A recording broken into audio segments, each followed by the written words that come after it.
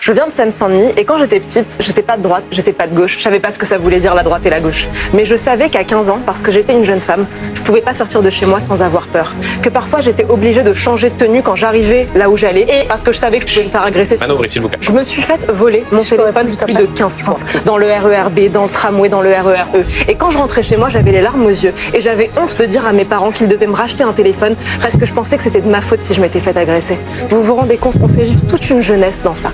Toute une jeunesse. Et c'est pas de l'idéologie de vous dire ça. On est des millions à l'avoir vécu. Je pense que beaucoup de gens qui m'écoutent là ce soir, qui sont pas forcément des gens de droite, encore moins d'extrême droite, se disent que ça n'est pas possible de vivre comme ça dans un pays comme la France. On est un grand pays. C'est pas possible de s'habituer à ce genre de choses. C'est pas possible que Manon Aubry veuille me rentrer dedans et me couper la parole parce que je dis simplement le vécu de jeunes filles. Il y a des mesures de bon sens qui peuvent trouver un consensus. Elles trouvent un consensus chez les Français et elles n'arrivent pas à trouver de consensus ici. Avoir des frontières, par exemple, c'est quelque chose de banal. Tous les pays ont des frontières. On a eu des frontières pendant des siècles. Il suffirait simplement de s'y remettre. L'Algérie a des frontières, la Tunisie a des frontières, les États-Unis ont des frontières.